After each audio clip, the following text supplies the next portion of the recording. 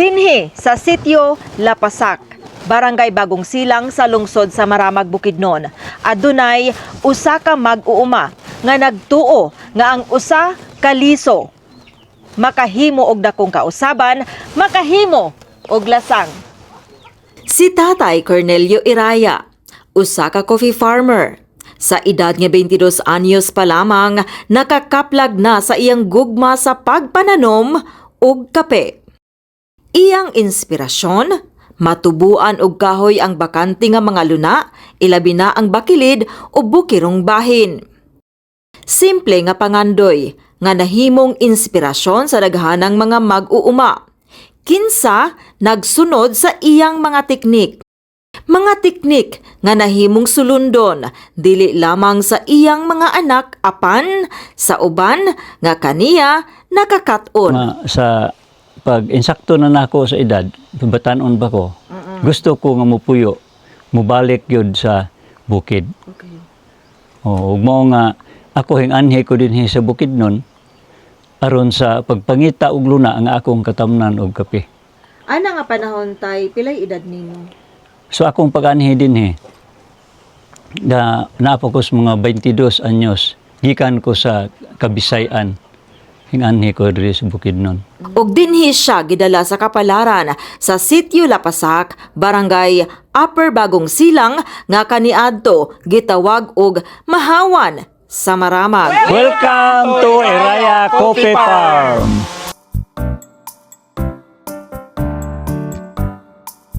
Dili sayon ang pagsugod. Pinaagi sa daghanang mga pagsulay ug mga hagit, nagpadayon si Tatay Cornelio sa iyang misyon nga mapalambo ang industriya sa kape. Ako ma'am, gusto ko sa pagpananom og kape. Kaya akong nakita nga ang kape, mulahutay siya nga tanom basta timanon lang. Okay. Bisan sa yuta nga bakilid, imong itanom, mulahutay siya og mamunga. Okay. Og mupugong pagid siya sa yuta nga dili maanod. Sa pagsugod nimo og tanom og kape tay, unsay mga na experience na sinati nimo nga mga hagit, mga problema sa imong pagpananom og kape? Daghan kayo ma'am. Number 1 ang kalayo sa lugar nga among gipuy-an dinhi. Nga wala pay truck nga makaabot. Kabayo lang paingon sa dagumbaan.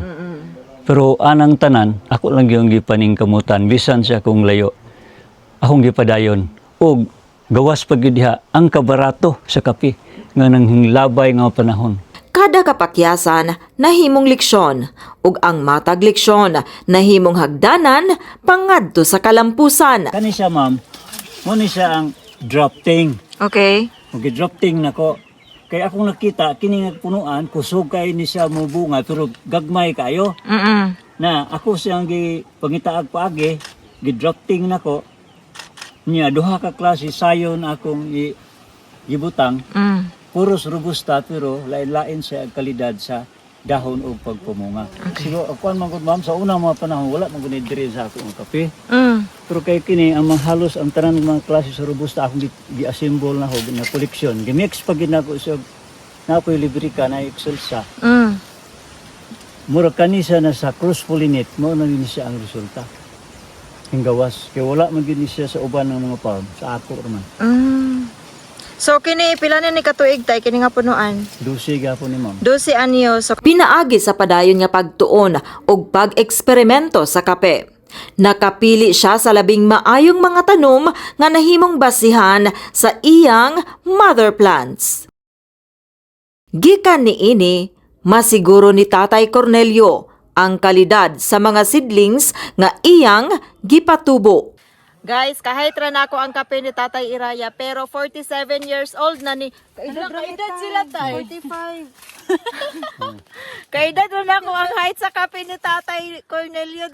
Robusta ha, robusta. So, mubo gyapon siya nga robusta. Dali siya ma-harvest, maski robusta siya. Kay marara gyapon siya ka-height sa Arabica. So tay mao na gyud ni ang kasagaran nga height sa imong pangditap nga kape. Inani ra katag-as.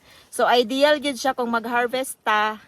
Dili na ka maglisod og karap-karap sa taas nga punuan kay kahit ra nako siya. Gikan sa pagtanom hangtod sa pagproseso, ang mataglakang adunay dakong papel sa kalidad sa produkto. Si Ma'am Gisa, pag ano din sa turniro na pagsulod, namalit na sila og kape. Niya hantod nga himbisit sa di sa akong farm. Uban ni Sir Edmond. Gusto na siya gyud pod nga kaning kape mapadayon. So nahimong source ang imuhang farm sa coffee production sa Provincial Government of Bukidnon sa Bukidnon Coffee Roadmap. Oh, yes ma'am. Okay. Ana gid ma'am. Kaya ako gahatag naman ko mga beans gid sa ila. Si Tatay Cornelio, usa sa mga sukaranang kusog sa Bukidnon Coffee Roadmap implementation tungod niini iyang talagsaong kahibalo sa pag-atiman o pagpalambo sa kape. First lateral 1, 2, 3, 4, 5, 6 ana.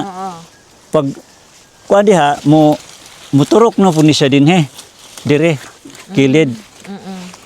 Mo na po niyang bungahan. Sa pagduha ka tuig o tulo na ako'y punuan pong ipakita ng tuwa dito nga nagtulo na siya ka tuig. Ang kalidad sa kape magsugod sa umahan, apan dili basta-basta ang pagsunod sa hustong pagproseso.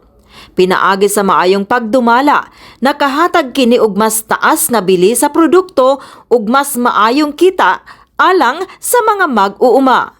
Nakita na mo nga halos tanan panginahanglan na mo diri gikuha sa kong papa ang kuan mga gasto mao nga kami isip anak nagpabilin gyud nga is coffee farmers. Ang labing dako nga kalampusan ni Tatay Cornelio dili lamang ang maayong ani, kini mao ang paghatag og inspirasyon og kahibalo sa sunod niya nga kaliwatan. Nag-focus na sa farm din ma'am. Okay. Nakita na ko nga ang kape mula hutay gyud hantod-hantod nga nasugdan sa akong amahan nga gwapo kayo wala na gyud dili maanod ang mga yuta mao nga kami nagpabilin gyud nga coffee farmers. Karon, ang iyang 8 ka mga anak nagpadayon sa iyang misyon, ang pagpananom og kape ug pag-atiman sa kinaiyahan.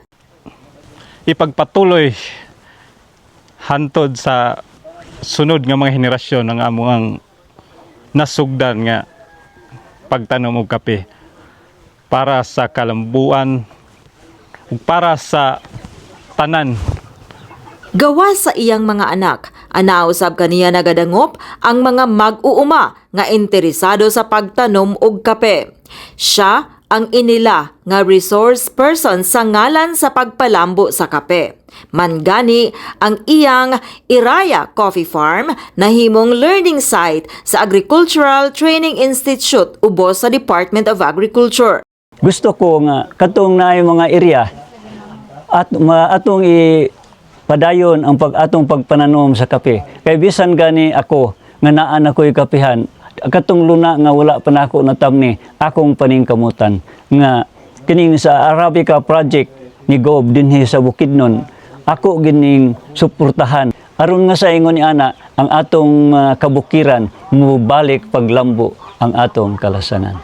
Gikan sa usa ka damgo sa usa ka batan-ong mag-uuma, gipakita ni Tatay Cornelio Iraya nga ang gugma sa pagpananom, pagtuon ug pagpaambit mahimong magdala og dakong kalampusan.